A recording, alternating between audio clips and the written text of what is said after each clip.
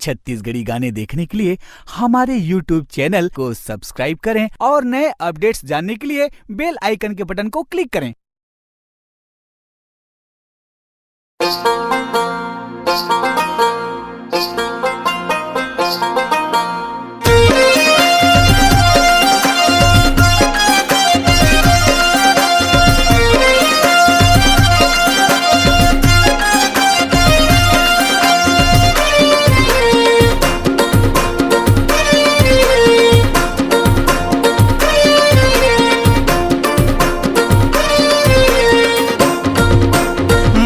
के बासा पीपर मड़वा कोयली बोले कदम ले तीतुर डोंगरी नाचे मजूर बनमा आबे आबे मुरमैना वो आबे आबे मुरमैना रे आबे आबे मुरमैना वो आबे आबे मुरमैना रे ये दे मैना के बासा पीपर मड़वा कोयली बोले कदम ले डोंगरी नाचे मजूर बनमा आबे आबे मुरमैना वो आबे आबे मुरमैना रे आबे आबे मुरमैना वो आबे आबे मुरमैना रे।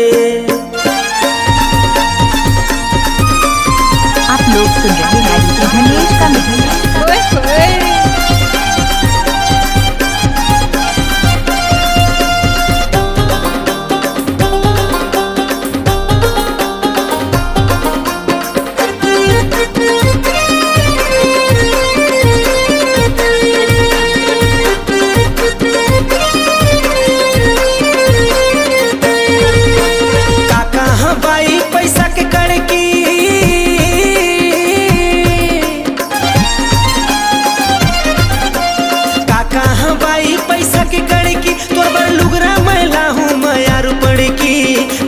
के बासा ये थे मैना के बासा पीपर मड़वा कोयली बोले कदम ले तीतुर डोंगरी नाचे मजूर बनमा आबे आबे मुरमैना वो आबे आबे मुरमैना रे आबे आबे मुरमैना वो आबे आबे मुरमैना रे।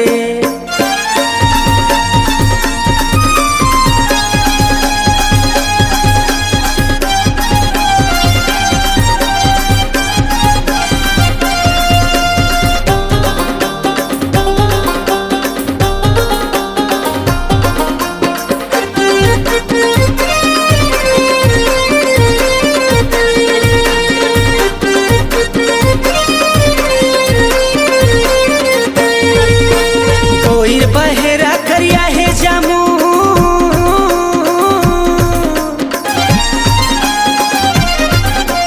बोईर बहेरा करिया है जामुन होली जला थे तनमा लगे है फागुन मैना के बासा ये दे मैना के बासा पीपर मड़वा कोयली बोले कदम ले तीतुर डोंगरी नाचे मजूर बनमा आबे आबे मुरमैना वो आबे आबे मुरमैना रे आबे आबे मुरमैना वो आबे आबे मुरमैना रे। मैना के बासा पीपर मड़वा कोयली बोले कदम ले तीतुर डोंगरी नाचे मजूर बनमा आबे आबे मुरमैना वो